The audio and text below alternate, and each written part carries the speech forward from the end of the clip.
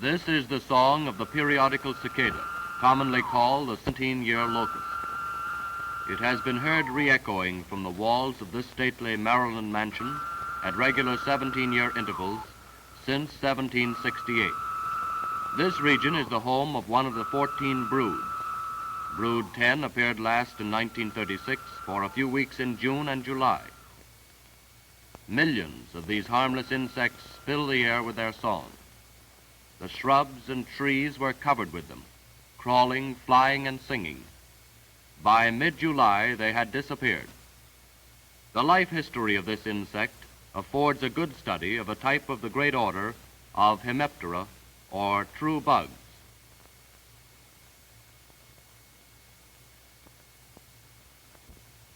The sound comes from the little drum-like membrane under the wing.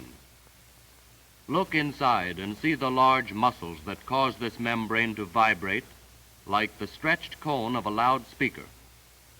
The so-called Pharaoh note, lasting about 5 seconds, is made when the cicada raises his abdomen to a horizontal position. It ceases abruptly when the abdomen drops.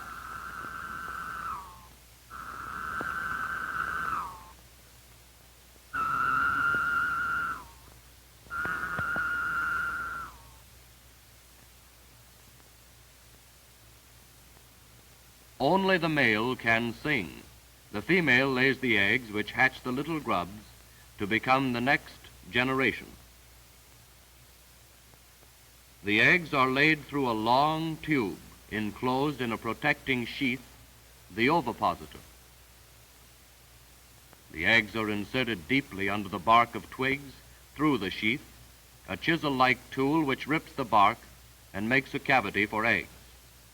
Notice the pump-like motion with which the eggs are laid.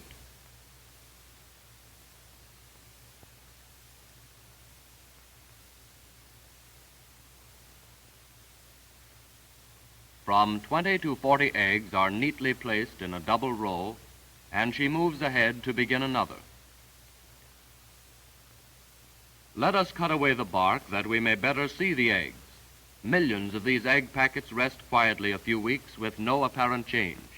However, within the eggs, the life processes are going on, and a microscopic cell is becoming a living grub. In about 6 weeks, the covering is broken, and a living thing crawls out to air and sunshine, soon freeing himself from the transparent membrane which lines the egg. Now, another is crawling out, and still another, and soon all will be free.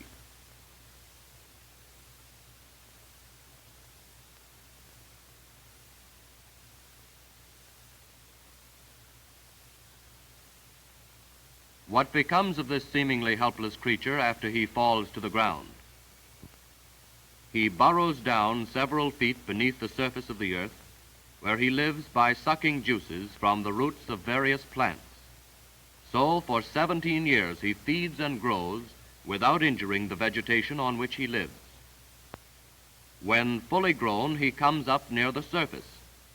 He then hollows out a temporary cell and undergoes changes in preparation for life above ground. Should the small boy who saw the helpless grubs fall to the forest floor return as a full-grown man 17 years later, he might find many holes in the ground through which the grubs had escaped.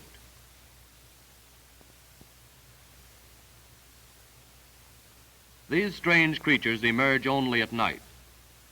If the soil is moist, they build chimneys of mud around the exit.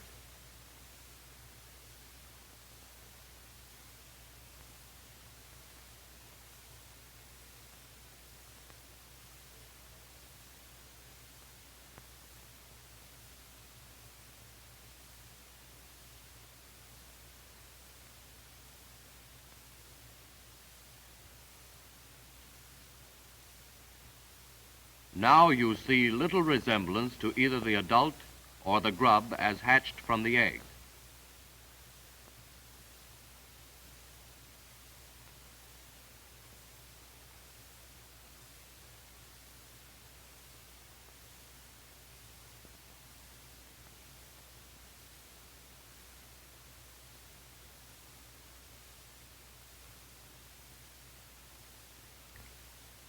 Note the strong forelegs. With these he digs the tunnels in which he lives for many years. Many thousands of them are moving over the ground. They find a post or tree with rough bark, crawl up until an anchorage for the sharp claws is found, and attach themselves securely. This one is all set.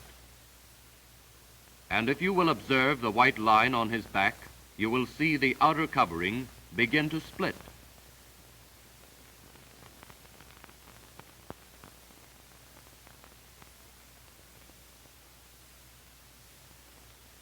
A new covering has grown beneath the old one. At first it is very soft and pliable.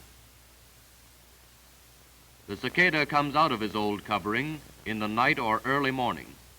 He seems to have the most difficulty in freeing himself from the lining of his air-breathing tubes, which are shed with the old skin.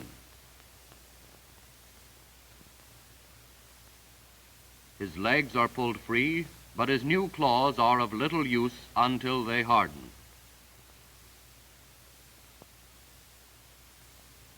Notice his stubby wings.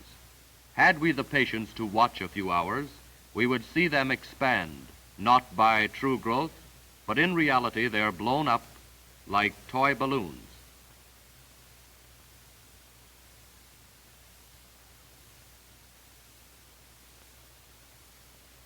Notice also the gradual appearance of the adult markings.